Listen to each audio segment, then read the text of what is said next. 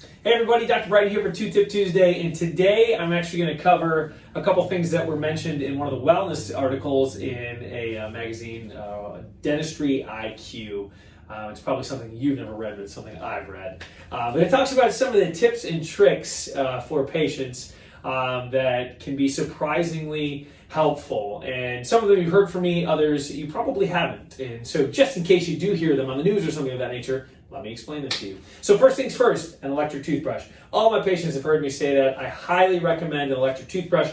Does a much more effective job at brushing your teeth than just a manual toothbrush. So huge on electric toothbrushes, in particular a Philips Sonicare with its pulsating effect. Secondly, brush your tongue. I tell most all my patients, brush your tongue for 5 to 10 seconds after you get done brushing your teeth. It's extremely helpful in just lowering the overall bacterial count in your mouth. The third one, and this is probably the one that got most people excited, was eat sugary foods. Now, let me start with, we're not talking processed sugars here, but in particular what we're talking about, something like a pear or an apple has a relatively high sugar content, but it has certain fibers to it that can actually help in stimulate gums, the gum tissue when you're chewing it, and then also it's a cleansing food by way of that. It's actually similar to like a cheese where when you bite into it, it actually pushes and cleanses the tooth and the gums and has a cleansing effect. But also other sugary fruits such as some citrus fruits and blueberries have antioxidants to them, that those antioxidants can actually help in reducing inflammation of the gums. And so some little trick there with some sugary foods that you might not think of.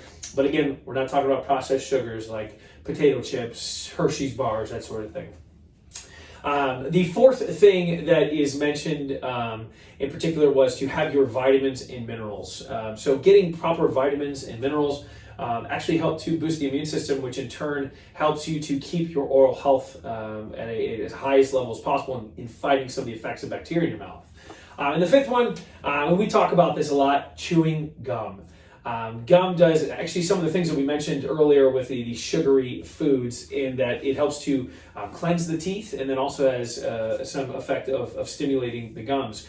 You've heard me say, many of my patients said or heard me say to them, make sure that you're chewing a sugar-free chewing gum, in particular one that has xylitol ideally, such as Trident, that xylitol has actually been shown to kill the bacteria that causes cavities. And then obviously sugar-free, because we don't really want to overload the mouth with sugar. So those are my 5 little tricks and tips that were from this article from Dentistry IQ. I hope you find them extremely helpful, and hopefully that explains them in case you've run across them.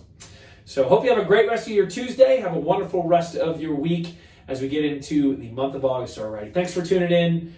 Take care.